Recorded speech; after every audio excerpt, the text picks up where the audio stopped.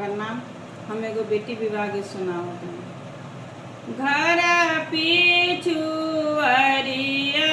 है घना बसवरिया हो, तोता मैना लिहल बसेर।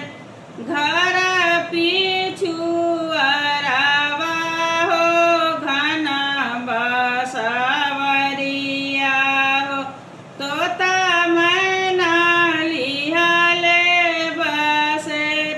तोता मैना लिहल बसेर। तोता भी सुती गईले मैना भी सुती गईले।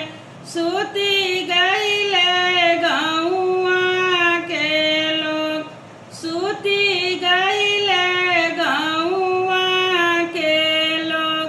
एक नाही सुतले पापा हो अपन पापा, जौन कर दहे जवा के सोच। जीना कर दहे जवा के सोच। घर पिछुअरवा हो घना बसवरिया हो, तोता मैना लिहल बसेर। तोता मैना लिहल बसेर। सुती गईले तोता हो, सुती गईले मैना हो। सुती गईले नागरा के लोग, सुती गईले नागरा के लोग।